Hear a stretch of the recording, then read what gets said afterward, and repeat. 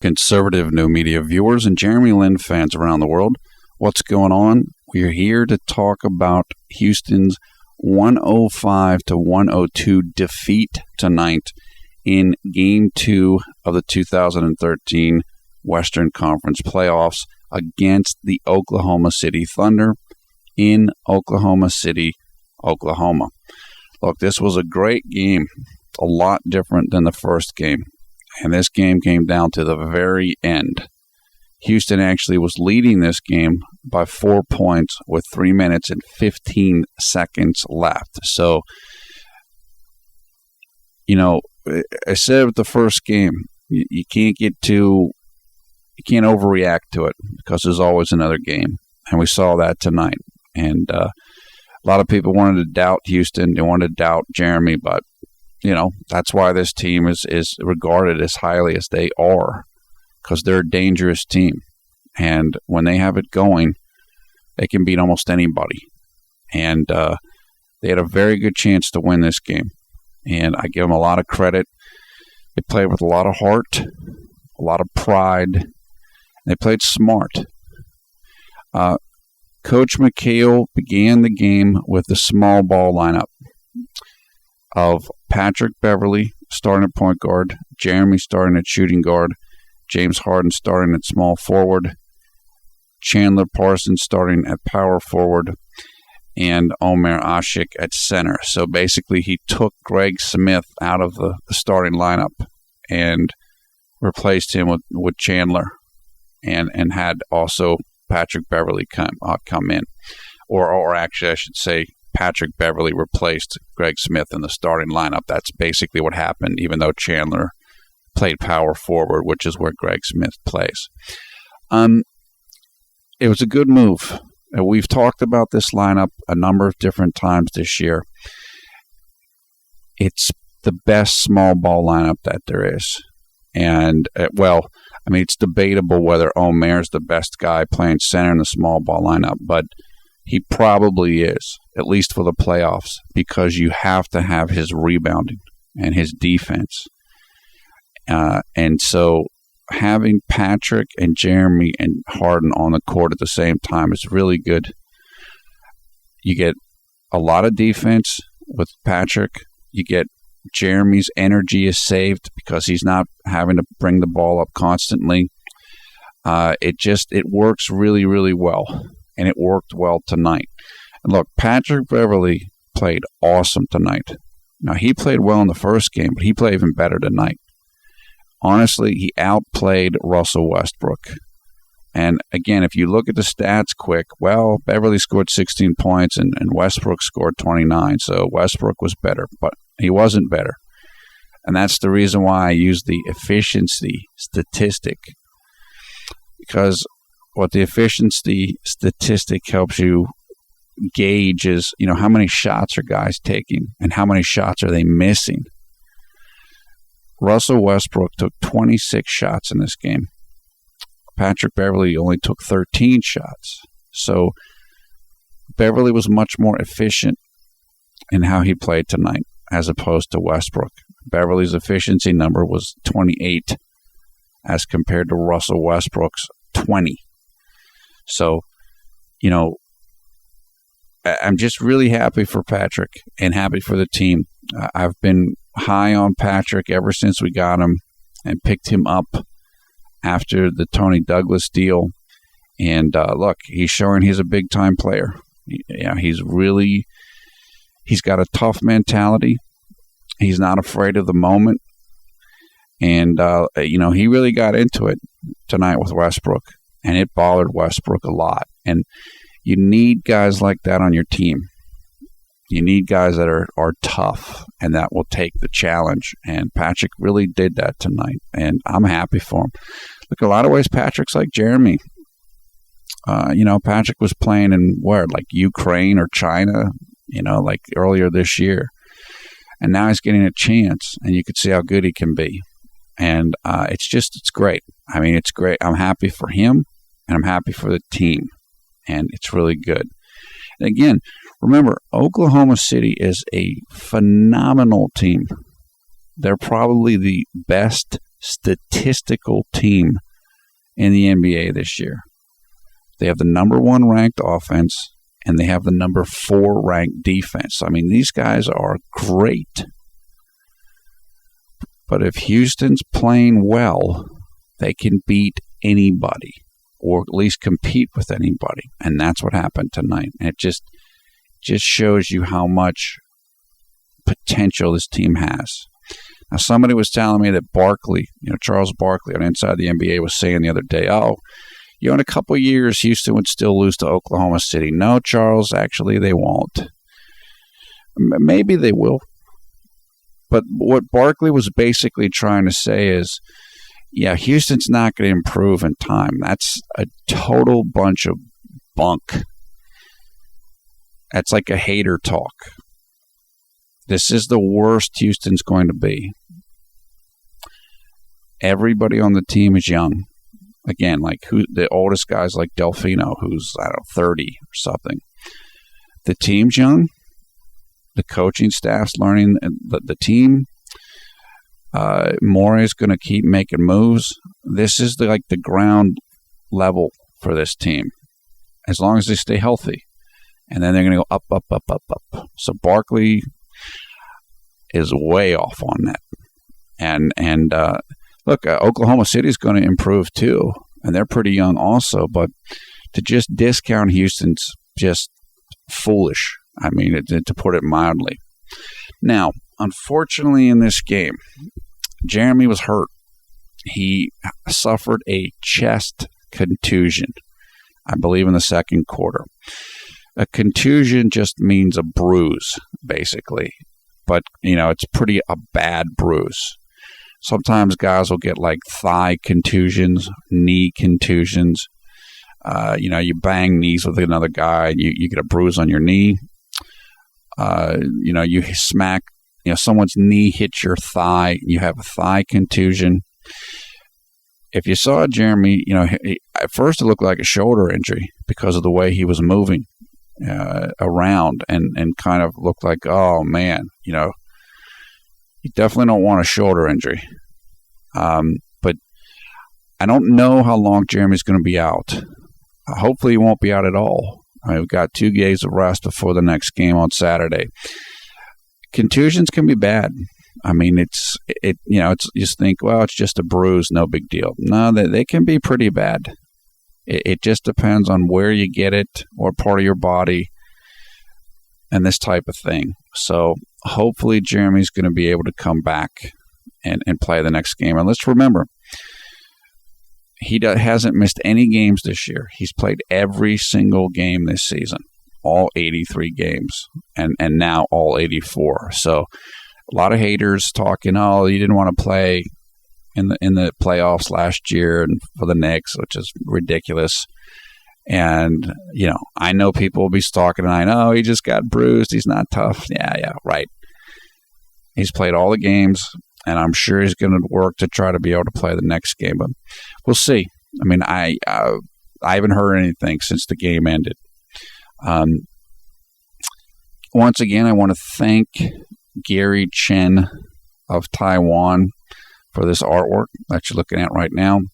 Also want to thank Hanny Chang and the JeremyLin Garden Fan Club for helping to get Gary to be able to share his artwork with us. I really appreciate that. And you can find more information about Gary, Hanny Chang, and the Lin Garden JeremyLin Fan Club in the video description below the video player.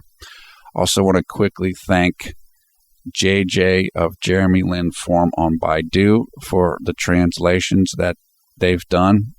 They've done a great job, and I'll give you in the video description below the video player an example of their work so you can go and check it out. Remember, though, it's in Chinese, so it's you have to know Chinese for it to make sense to you, or you have to have like a Google Translate or something like this. JJ, I tried to put a specific link, but it just won't let me do it. Like, I don't know, maybe it's Baidu or something. I can't do it. I can only do that one general long link.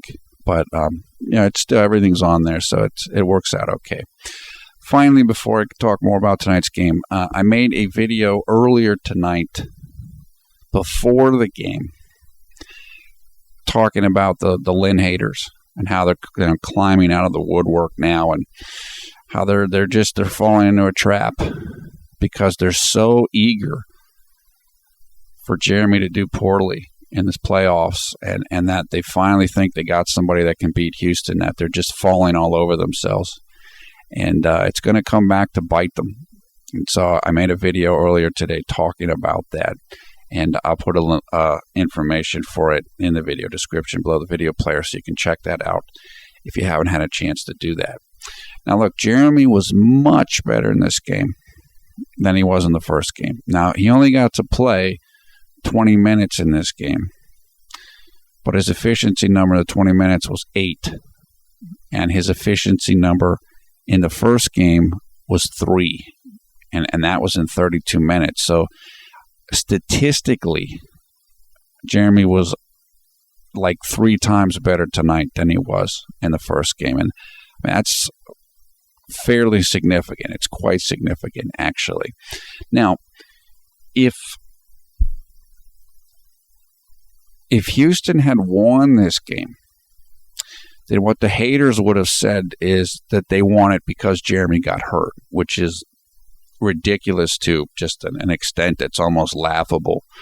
I actually think that if Jeremy would have not gotten hurt, that Houston would have won this game.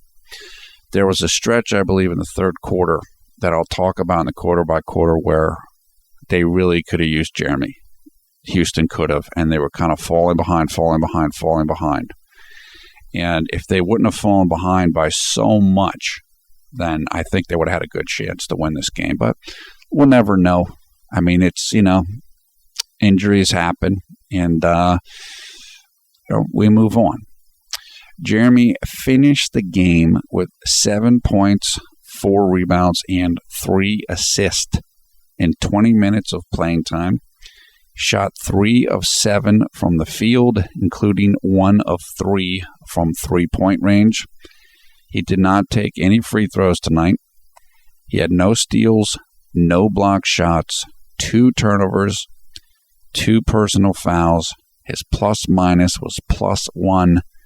And as I said, his efficiency was 8. And Derek Fisher, who was so happy to hit the three-pointer in Jeremy's face in Game 1, had 0 points, 0 rebounds, and 0 assists. And his efficiency number was -1. So, Derek Fisher, thanks for playing. That's why you're old news and JeremyLin is new news. It's cool. You hit your shots. That's great. As I said, that's why you never react too strongly to one game, because there's always the next game. Derek Fisher is out. And that's it. And Jeremy did his thing. And that's what we expected to happen. Jeremy did have one tough stretch in this game late in the second, and I'll talk about that. Look, this is his first playoffs, and he's playing against a great defensive team. He's going to have some tough times, but he played a lot better tonight.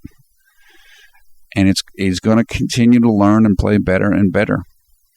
And as I said, I mean, just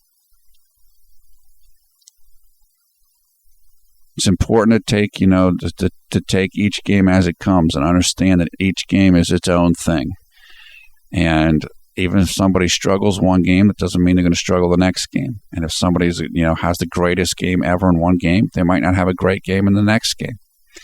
And so again, we stay steady. Haters, where you at? Right? Now you said Jeremy's going to get dominated. No, well, he didn't. He really didn't. Just like we expected. And, so your hopes and dreams are dashed. And it's going to get a lot worse. As I said in the earlier video from the day. It might not happen in this series, might not happen this year, but it's going to get worse. So like I said, enjoy it while you can. Enjoy it while you can. Look, overall, as I said, the team played great. It showed heart. It showed pride. It showed resiliency. It showed how good they are. That's the thing. Yeah, the team is good. They're talented. And they're respected. And I can tell you right now, Oklahoma City has a lot more respect for them tonight than they did before. And a lot more fear. And that's what you want. That's what you want. Everybody around the league was laughing after game one. They're not laughing tonight. Oklahoma City was lucky they won this game. Really lucky. And if Patrick Beverley didn't have foul trouble in the third quarter and Jeremy wasn't hurt in the third quarter or he couldn't play in the third quarter, this might have been a Houston win. And if Houston wins this game, then the whole world's upside down. And the haters they're gone for good. Because what are you going to do then? And we almost found out. And as I said, just no matter what happens in one game, just get ready for the next game because the story is going to change like it did tonight. Okay, quarter by quarter. Early in the first, Jeremy had a really nice move. He was dribbling around the top of the lane, going right to left. And he went down right on the right-hand side of the lane for a nice little scoop layup. And before he went there, he did he went to the left side, excuse me. He did a really nice crossover move against Serge Ibaka. Just tore him up. And again, crossovers work because they freeze the defender. The defender, their body and their vision is focused. You're on one side of your body dribbling, then you're on the other side. And it happens quickly so that they can't recover. And it particularly is effective when you're a small guy going against a big guy because the big guy's already slower. And so now you're throwing him an extra thing to deal with. And mostly they can't deal with it. And that's what happened with Serge Ibaka on that play. Soon after that, Jeremy had a nice little deflected pass on defense. Oklahoma City made a pass close to the man that Jeremy was guarding, and Jeremy kind of anticipated it and stepped in front of it and tipped the ball out of bounds. So that was a very nice play. Deflections and tips are those are statistics which teams usually will keep track of, and they will fall under the category of like hustle plays. So there's usually somebody on the coaching staff that's their job to keep track of those types of things. And so it was definitely a nice play by Jeremy. Jeremy had a nice aggressive drive against Russell Westbrook also early in the first. He was on the right-hand side of the court and just drove to his right and drew a foul on Westbrook. And Westbrook was in foul trouble for a lot of this game. So it was good for Jeremy, not only for himself on offense to get fouled, but you want to get the defender in foul trouble. I mean, that's part of the chess match. And particularly somebody as important as Russell Westbrook. And Jeremy definitely helped in that regard in terms of getting Westbrook in foul trouble. Jeremy missed a shot. He missed a catch and shoot jump shot from kind of like the left free throw line extended. And look, his jump shot again wasn't really on tonight, although it was better tonight than it was in game one. And it needs to keep working at it. I mean, we all know that's the one part of his game that he probably has to work on the most. And he will. I mean, again, the improvement for him within this year and his field goal percentage and three-point percentage has been fantastic. So you can't fix everything immediately. And we look for a lot more improvement in the offseason when he'll have more of a chance to work with the shot coach, and he won't be doing knee rehab. So he'll actually have more time to be able to work on his game. And I expect him to improve considerably between this year and next year. Houston was much more active in this game than they were in game one. They just had more energy. They came to play. Now, they were good in the first half of game one, but not so much in the second half. But they were good tonight the whole game. They had little lulls here and there, but they came with a purpose tonight. And they were ready to match Oklahoma City's intensity and their speed. Houston moved the ball well in this game. I know people had brought it up on Clutch Fans and other places that Serge Ibaka, who's the starting power forward for the Thunder, said after game one that Houston was selfish on offense. And you could see Houston was less selfish tonight. They moved the ball really well, including Harden, and that's how you win.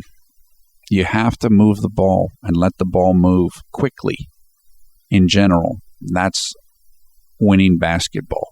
And I thought that they did a really good job of that. And Oklahoma City was trying to really put the pressure on Houston. They were trying to get them into a hole, but they couldn't do it. And again, I give credit to Houston. They wouldn't let that happen. And that's one of the reasons why this game had a lot of edginess to it, like between Westbrook and Patrick Beverley. It's like a battle of wills. They're trying to push you over the side of the bridge. You're either going to let them do it or you're not. And Houston was really concentrated that they were going to get moved tonight. And that's why this game it got so intense. And that's, again, you have to give credit to the Rockets. This is a young team that wasn't supposed to be here. They're not supposed to be in the playoffs. And now you're basically going toe-to-toe with the best team in the West on their home court. And that's why teams are afraid of Houston. I can tell you right now, I know the Lakers lost tonight. San Antonio really lucked out in not having to play Houston. Lakers are old. They're on the downside, except for Dwight Howard. Houston's young. The young guys will fight you harder most times. San Antonio's really lucky they didn't get Houston. Now, it's unfortunate for Houston that we didn't get San Antonio, but everything you needed to know about this team you saw tonight. And that's it. That's what I said. That's why game one didn't freak me out. And I won't get freaked out if we get blown out in game three. It doesn't matter. It matters, but it doesn't matter. What needed to happen in this series has happened, which is Houston showed you're not going to push them around, and they're a lot better than the haters want to admit. And now everybody saw it. And that's it. That's what they needed to do in this series, and they did it. And that's great for a team this young. That's taking the next step so you can be better and be ready for next year, regardless of whether you win this series or not. Middle of the first, Jeremy had a nice rebound in traffic, just meaning guys were around him. Houston's guards did a great job rebounding in this game. Patrick Beverley had 12 rebounds. I think he might have the most on the team. Jeremy had nice rebounding. They really committed to getting rebounds tonight on defense. The guards did. And that's a strategic decision. You can either have your guards go in for rebounds or you can have them stay back to get back on defense more. And I think Houston decided, we're going to attack the offensive glass and the defensive glass. And that's what they did. And it worked really, really well. Really great. Westbrook got a charging violation. That was a second personal foul with 6 minutes and 18 seconds left in the first. So he had to sit down halfway through the first quarter. That's a huge advantage to Houston. And that's why Jeremy driving against Westbrook and getting the foul earlier was so important. And these things add up. and every little thing counts, even if it doesn't look like it when it happens. Middle of the first, Jeremy drew a great charge against Reggie Jackson, I believe his name is. Yeah. That just confuses me because there was a great baseball player named Reggie Jackson. That's probably who he's named after. That came with 5 minutes and 53 seconds left, and Houston was up 13-12 at that time. It's playing defense is as important as playing offense, particularly when you can get forced turnovers like that. You have to be tough to take charges. It's not fun to have somebody run into you full speed. And it was a great play by Jeremy. With 5 minutes and 53 seconds left in the first quarter, Carlos Delfino came in for Patrick Beverley. And so from that point on, and for a couple minutes, then Jeremy was playing point guard rather than Patrick Beverley. Soon after he went to point guard, he had a dangerous pass that almost became a turnover. Again, in a regular season game against most teams, that wouldn't have been close to a turnover. But in the playoffs, you have to be more careful because guys are playing harder and they're playing more intense. And so they're going to go after more passes. And so that's something Jeremy will learn more and more. You can't make the flashy plays in the playoffs that you might be able to make in the regular season. You have to be very deliberate, very slow. Someone asked, I think it was Giorini. Sorry if I'm getting your name wrong. Paul, how can Jeremy avoid the turnovers? Just make smarter passes and recognize what the defense is doing. The 2 turnovers Jeremy had, or 2 of the turnovers that he had in game 1, were he got trapped along the baseline. Basically, Kendrick Perkins shut him off of continuing to dribble along the baseline, and Russell Westbrook was crowding him on the other side, and he tried to force a pass. And then the second turnover was when he got trapped at half court.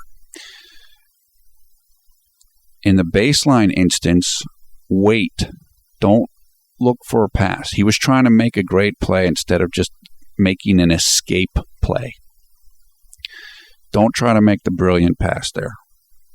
Wait until one of your teammates comes and helps you out. And, they'll come and they'll see you're trapped. And so just give them the ball and keep going. Don't look for highlight play. In terms of the being trapped at half court, recognize that now they're trying to trap you. And that's what they did. They just went into a trap thing with Jeremy, kind of, the coach called it or whatever. And there's one of 2 things you can do there. Call a timeout if you have nowhere to go with the ball. Or, like I said in the first instance, wait for one of your teammates to come and help you. The most important thing in those instances is make a good decision. Just wait. If you wait 5 seconds, one of your teammates will come and try to help you out. Or if you are truly trapped, like on a double team, just call a timeout. These are normal things. Jeremy's seen them before. He's dealt with them before, and he'll get better at them going forward. Oklahoma City is one of the best. Not only are they one of the best statistical defenses in the league, they're one of the most athletic defenses in the league, along with Miami. They'll overwhelm you with their athleticism. So it can be kind of intimidating. But it's like I said, it's good. It's good to go against teams like that because you get better. And Jeremy is getting better, and he will get even better still because of playing against this type of a defense. So it's great. It's great. So I said, I welcome the challenge. I welcome the failure because that's going to make him better. Middle of the first as well, Jeremy had a nice pass to James Harden for a very long three-pointer from like 15 degrees right at the top of the arc. Jeremy basically passed it to James with not much time left on the shot clock, and Harden was probably 4 to 5 feet behind the line. So it was like 29-foot shot, and I think it went off the. I can't remember. It might have gone off the backboard. I don't. Whatever it was a great shot, and you could see Oklahoma City was getting frustrated now because it wasn't supposed to be like this. Houston showed up. It's like we talked about earlier in the year when we talk about the game like against Orlando or one of the games against Dallas. If you let a team feel good and think that they can win, then you're going to have a problem. That's what happened to Oklahoma City tonight. Houston wasn't going to go away like the first game. They were going to be there the whole night. And that's about, again, like I said, they've accomplished what they needed to accomplish in this series. Now they can accomplish more.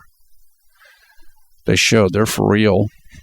They're not going to quit. They're not a joke. And so on and so forth. And they wanted to prove a point tonight, and they proved it. And they almost won. Middle of the first also, Jeremy had a nice drive, draw, and dish against Reggie Jackson on the left side of the lane. And he just made it, he just drove the lane. Nice. Omer's man came to help out. He just made a nice little pass to Omer for a super dunk. 4 minutes, 27 seconds left in the first quarter. Soon after that, Jeremy had another nice pass to Chandler for an open three-pointer, but it just didn't go in. I made a note here and just said the key for Jeremy is to don't try to do too much. Again, so much of Jeremy's game is based around his flashiness, which is it's good. I mean, it's great that he can play like that. But when you're in the playoffs or a really intense game, you want to keep things simple. Keep things simple. Don't try to do things too flashy, and don't try to do too much. Meaning, let the ball work. Let the ball move. You don't have to be the superstar. And I don't mean that in a bad way. It just, other people can do well too on your team. Just let the ball move and find the open guy, and then everything will take care of itself. And that's what's known as, playing the right way. You hear teams or coaches talk about playing the right way. That's what they mean. Pass the ball to the open guy. Pretty soon you're going to get a good shot, and someone's going to hit a shot. If you try to go against that too much, things aren't going to work out for you. They won't work. And it's very simple. And guys, when guys get away from that, it's not because they're trying to be selfish or they're trying to screw up the team. It's just that they start thinking that it's up to them. They have to do it or nobody else can do it on the team, and that's flawed. So I said, Michael Jordan, one of the things that Phil Jackson taught him, the coach, that won championships with Jordan, was, look, you got to pass the ball to Steve Kerr. If you're double teamed and triple teamed, pass the ball to these guys. They can hit shots too. But if you're trying to shoot over 3 people constantly, we're not going to win for a number of reasons. Not just because you're not going to hit the shot all the time, but because the other guys aren't going to be ready to shoot. They're never going to expect the ball. So when they get the ball, they're not going to be able to hit shots because, they're not ready for it. So no matter how good of a player you are as an individual, you must utilize your teammates. And we talk about this a lot this year with Harden, but Jeremy has to do that too. And when I talk about this stretch in the second quarter where he struggled, there's a little bit of an issue with that. And again, it's not that Jeremy's not selfish. It's not about being selfish. It's about taking the correct perspective about what is winning basketball and allowing your teammates to make plays and believing them then that they can make them. And it doesn't have to all fall on your shoulders. Okay, Greg Smith came in for Jeremy with 2 minutes and 50 seconds left in the first quarter. At that point, Houston was up 19-18, and this was just normal rest. This is just Mikhail wanting to get a couple minutes for Jeremy to rest before he was probably going to play him heavy in the rest of the game. Mikhail was playing a lot of guys. He was playing a big rotation. And I thought that was pretty good because he was trying to keep guys fresh, keep guys on the attack, and keep guys sharp. So if you're going to play a very intense pace, you need fresh guys. And so I thought that was a pretty good move. I thought that was a pretty good move by Coach Mikhail. I made a note here right before the end of the first, said, "This is the best I have ever seen Patrick Beverley move." Patrick has never struck me as a very smooth player. He's very herky-jerky,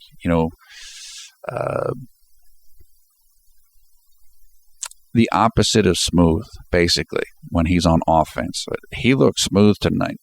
He really had good body control. He was fluid. And, he's got a little bit more offensive ability than I thought he had. And that's great. I said, you guys know I've been high on Patrick ever since we got him. And I've said from day one, he's definitely better than Tony Douglas.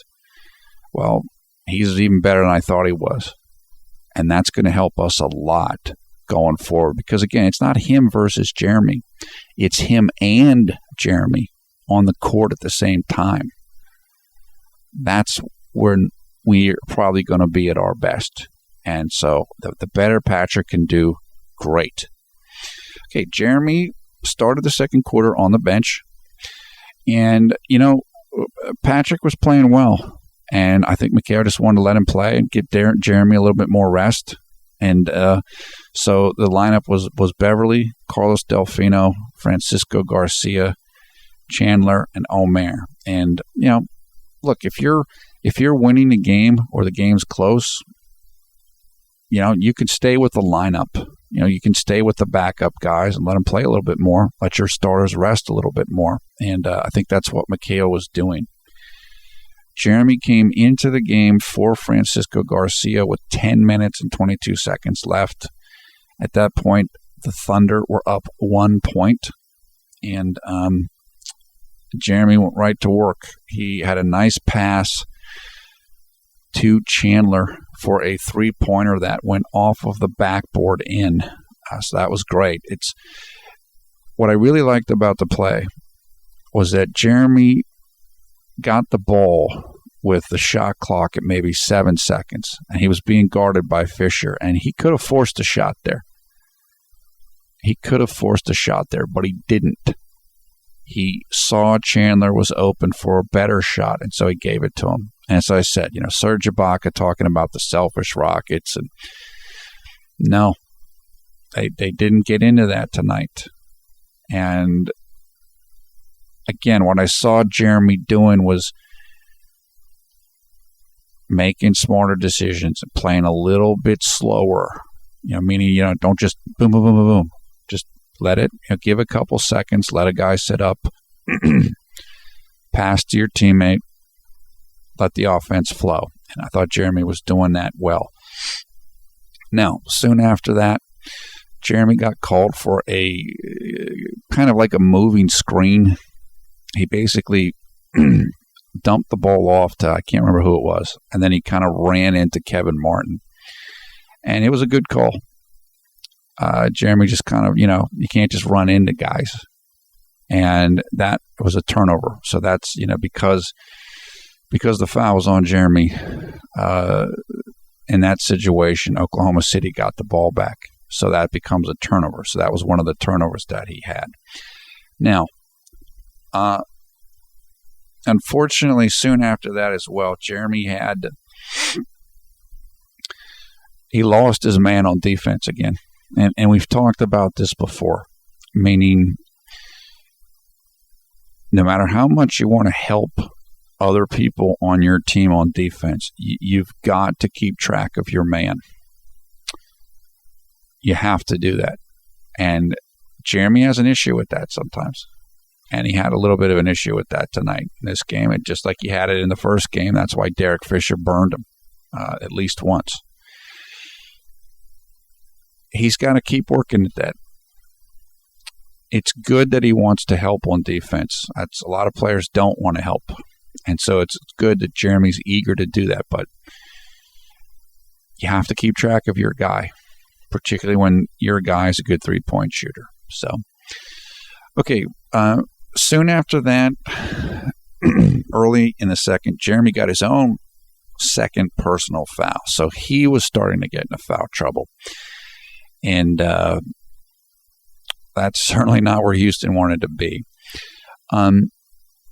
Middle of the second, Jeremy hit a nice catch-and-shoot jumper from about 20 degrees of the to the right, to the left of the top of the arc. I believe that was a three-pointer. Yeah, it was. Oklahoma City wanted him to shoot that. In other words, they were daring him to shoot that. Like, we don't think you're going to hit this shot, but he drilled it. And the thing that was good, and we talked about this in the going over the interview with Jeremy's shot coach, Doc. You have to shoot with confidence. Don't hesitate. Just shoot. And you have to think you're going to make every single shot. That's what I liked in that shot by Jeremy. He just shot it. Didn't think about it. No hesitation. No nothing. He just let it go. I thought a lot of the shots that Jeremy shot tonight and in the first game, he did that. He didn't hesitate a lot. Maybe one or two, but not much. I said, you're not going to hit shots all the time, but you have to shoot them like you're going to hit all of them. And Jeremy showed that on that three-pointer, and that was really, really nice. Soon after that, Jeremy had a nice move on the perimeter. He took a set shot three, just meaning his feet were set. Like he had stopped his dribble. But the defender was trying to figure out if he should guard Jeremy or if he should guard whoever was to the right of Jeremy, because he could only pick one of them.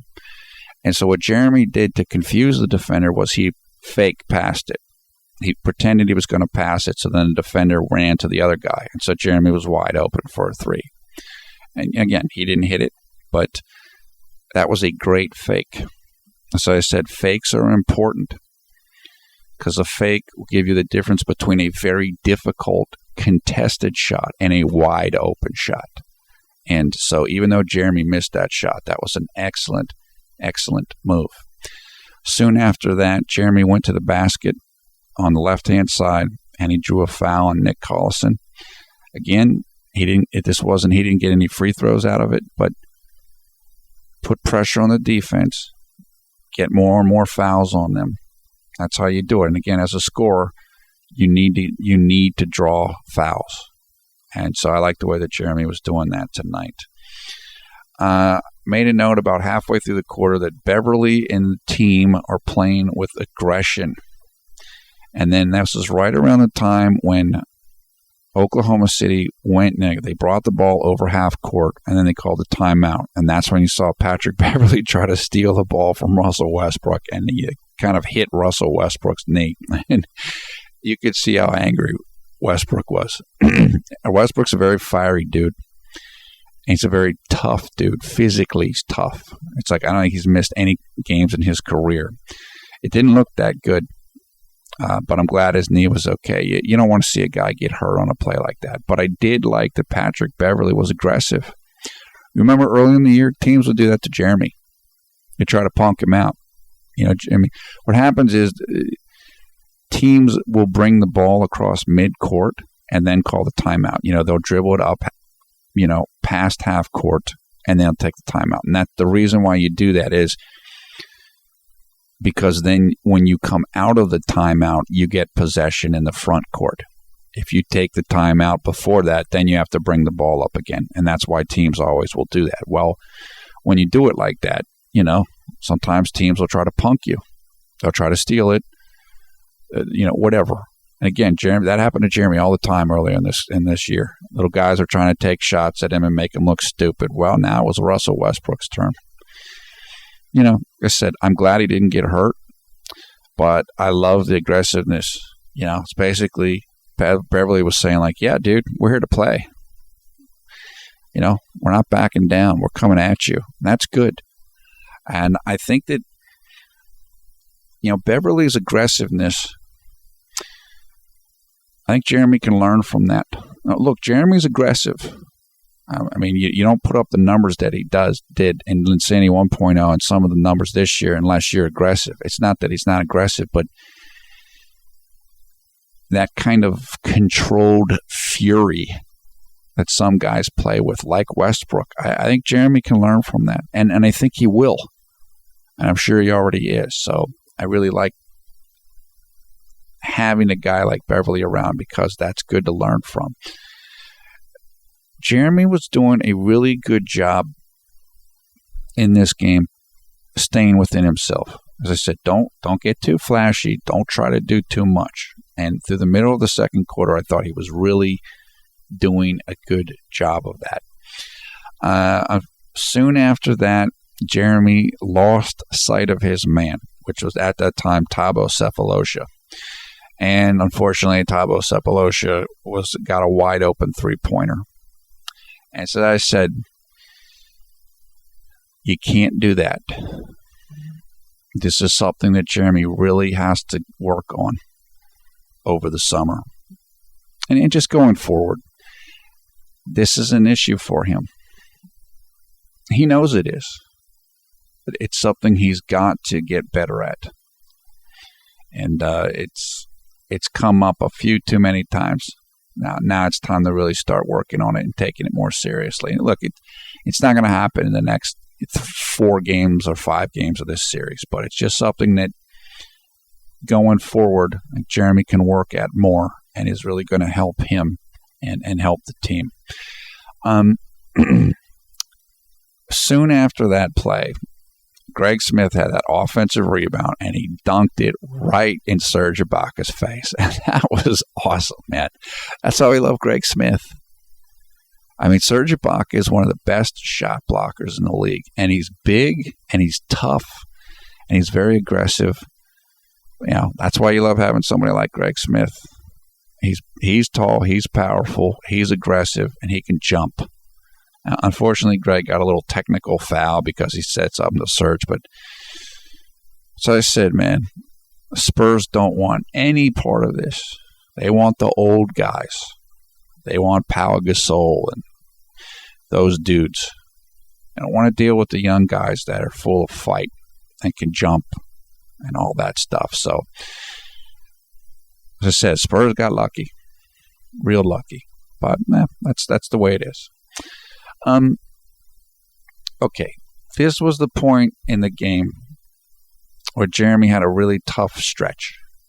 And again, this is like middle to the end of the second quarter. First of all, he missed a catch and shoot 2-pointer from like about 75, 80 degrees right at the top of the arc, kind of like, but not at the 3-point line, but like kind of where the a little bit within that, maybe like 2 or 3 feet. What was good about it was he didn't hesitate on the shot at all, but his form is just not that good. So again, it's something that we have to continue to work on. Then, soon after that, he had a really bad turnover. He was dribbling on the right-hand side of the lane, and you could see the turnover was coming. He just didn't quite have control of the ball, and he didn't know what he wanted to do. He was going against Serge Ibaka, so there had been a switch. You know, the big guy ended up guarding the little guy. And Jeremy wanted to take him, which is good, but he didn't know what move he wanted to do, and he kind of lost control of the ball. And fortunately, right after that play happened, Russell Westbrook went down the other end to try to score, and he got a charge. So that was his 3rd personal foul. But those 2 plays were difficult for Jeremy. And then right after that next play, right after the play, the charging on Russell Westbrook. I think Houston missed something, whatever. And then Kevin Durant hit a jump shot against Jeremy. Like Jeremy had gotten switched onto Durant. And that's not a big deal. I mean, Kevin Durant can score over anybody, especially someone that's a lot shorter than him. And then soon after that, Jeremy missed a catch and shoot from 30 degrees right at the top of the arc from three-point range. Now, look, missing jump shots isn't a tough stretch. Sometimes you make them, sometimes you miss them. Having Kevin Durant shoot over you isn't a tough stretch. What made this part tough was that turnover Jeremy had, because what he was doing at that point in time, in my opinion, was that's where he got it in his head that it was up to him to score. And this is what we see like with Harden. I need to score. Not because I need to score for my stats, but the team needs me to score. And that's faulty thinking. And so I was saying, like with Jordan and Steve Kerr, just move the ball. If you move the ball, you'll get a good shot. And again, it's not about being selfish. It's about a false perception that it's up to you to do something in particular. It's not. It's up to the team. So just move the ball and get a good shot. And one of the things for Jeremy is because he's been so successful, because he had Linsanity, I think sometimes, he feels like he does need to do it just because, like he's the best guy. He needs to make a play.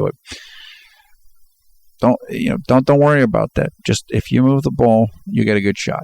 And Jeremy's been doing a great job of that in this series. It takes time. It takes time to learn these things. It's much easier to look at it and to watch other people doing it and make a judgment about what they're doing than to be in the situation and do it. It takes time. And, that was a tough stretch for him. Okay, went into halftime, 57-55. Thunder were leading. And then, when we came out to start the third quarter, they showed Jeremy, and he was holding his shoulder. I was like, oh, man, you hurt his shoulder? And basically, they just said, he tried to shoot around, he couldn't. And so he went back into the locker room with the trainer. And then we heard shortly thereafter that he suffered a contusion, a contusion of the chest. It's the bad chest bruise. I don't remember when it happened. I really don't. I have to, I'm sure they've probably found the play by now and stuff, but I really don't remember it. And look, it's unfortunate. I think if Jeremy would have played in the second half, Houston might have won this game. But moving on to the third quarter, look, the team came out well. They kept pushing it. They kept pushing it. And with 6 minutes and 42 seconds left, Harden got a big dunk, and that actually gave Houston a lead. But then soon after that, then Houston started to fall behind. And I think it was because they were missing Jeremy and because Patrick Beverley picked up 2 personal fouls very quickly. Russell Westbrook went at him to try to get him in foul trouble and get him off the floor, and he did. And then as soon as he went off the floor, it's like, so I said, Jeremy's important, and so is Patrick Beverley in this game. And you got to have your guys on the floor, or else you can't win. So Houston kind of lost the lead there, but they did get it back to 6 points. At the end of the third quarter. Same thing, Jeremy did not play in the fourth quarter. But then Houston started going on a huge roll. They were down, and the lead for Oklahoma City got to, 19, 17, something like this. But then Houston went on an enormous run. They went on a 21-2 run. So they outscored the Thunder by 19 points in this stretch. And they took the lead 95-91 with 3:15 left in the game. So Houston was in position to win, even without Jeremy and on the road and all of this stuff. And Oklahoma City executed better at the end, and they got some help. If you saw in the one play, it was either Kendrick Perkins or Serge Ibaka. They basically grabbed a hold of Chandler's hand so that he couldn't go out and guard a guy for a 3-point shot. I think it was Cephalosha that hit a 3, and so it's, that's garbage. But if the refs don't see it, they don't see it. So, at the end of the day, Oklahoma City won 105-102. And look, they lucked out. They know it. Houston knows it. And again, I think Jeremy was playing, and I think Houston would have won this game. And, the summary here is this was a great performance. I'm extremely proud of the team and of Jeremy. There's a lot of noise being talked, and tonight they shut everybody up. And that's good. That's what you want from a young team. Oklahoma City knows they're in a fight now. Forget about game one. This is a real battle now. This isn't, you playing your little brother and the backdoor hoop. Your little brother's, 4 foot tall and you're 6 foot tall. This is a real fight now. And I hope Jeremy can play. I just hope Jeremy can play on Saturday. I think Houston's in a good spot now. If Houston can come home and win a game, the series is going to change a lot. So Houston and Jeremy, they're in a much better position now. They're for real, and they showed it. And the haters got punked. Talk. Punked.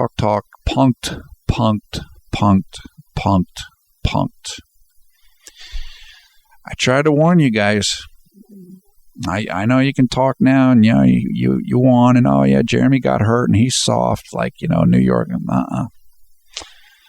You're on a short leash. Houston's too good. Jeremy's not going to play like he played in game one, game after game. As I said, statistically, he was 3 times better tonight than he was in game one. Well, I would get used to that if I were you, because you're going to be seeing more of it. Yeah, okay, Oklahoma City might win, and you guys will be all happy, and you can talk about it, and you can talk about, the Knicks are moving on, and okay, yeah, that's great. Just a heads up, Knicks aren't going to beat Miami. They might give them a good fight, but if you're a Lin hater of a New York variety, Melo versus J-Lin or whatever, guess what? Your run's going to come to an end real soon. So, you want to talk trash, come talk trash when LeBron beats you guys down. I'll be ready for that. Okay, it is 12:54 a.m. here on the East Coast of the United States, early on Thursday, April 25th, 2013, which means it is 12:54 p.m. on Thursday, April 25th, in Taipei, Taiwan, and Shanghai, China. There really aren't any comments to answer. I think I answered pretty much everything in the last comment section, I believe. So that's cool. Game 3 of this series of the 2013 playoff series between the Thunder and Houston will take place on Saturday, April 27th here in the United States, 9:30 p.m. Eastern Time. I'm not sure who's covering that game. I think it's probably on TNT. Maybe it's on ESPN, one of those 2 networks in the U.S. I didn't look that up. So the game will take place, early on Sunday, April 28th in Asia, including at 9:30 a.m. in Taipei, Taiwan, and Shanghai, China. Give us your comments below. I'm sure everybody's excited about this game. This was a great performance. Thumbs up, thumbs down on this video. We will include Full information in the video description below the video player for game highlights, game stories, and the box score of tonight's game, as well as information on how you can come and join the CNM Facebook group, which has over 2,500 members and counting. I am Paul F. Villarreal, the NBA expert. Thanks a lot for watching Conservative New Media. We strive to be the #1 JeremyLin YouTube fan channel. You can't be disappointed with tonight's game. The only thing, it would have been great if we won, but boy, we were right there against one of the 3 best teams in the league on their home court, and they were playing hard. So this is what improvement looks like. This is what development looks like. Look, I remember I've watched the NBA for 30 years or more. I've seen all of this. You know, the young line versus the old line, and when does the changing of the guard? You know, Jordan playing the Detroit Pistons, and he can't get by them. Jordan playing the Celtics, and he can't get by them. And then finally the time comes. And on and on. I've with LeBron, with Kobe, with all of the players go through the same thing. Now it's Houston's turn. Houston's the young lion playing the established lion. You know, Jordan had to go through those years of heartbreak against Detroit. And that's what Houston has to go through. This is how it works. This is the cycle. Everybody's got to go through it. So again, you deal with it. You play as hard as you can, as tough as you can. If you can win some games, if you can accelerate the cycle, that's terrific. There's no escape. No escape for Jordan, no escape for LeBron, no escape for anybody. Everybody's got to pay the price. And that's where Houston is now. And like I said, I'm cool with it because we're starting the process. We're in the playoffs. We're beginning the process. A year ahead of schedule. So, great. I'm thrilled with how the team did tonight. And look, if Jeremy plays in Game 3, I think we've got a great chance to win Game 3. The crowd is going to be pumped up. The players know they can win. Houston knows they can beat this team now. That means a lot. That means a lot. So I think we could be in for a good night on Saturday evening. Okay, I hope everybody is having a great day or great night wherever you are around the world when you watch this video. Take care. We will talk to you again soon, and I will get down in the comments for this video so we can all interact and talk about what we all saw.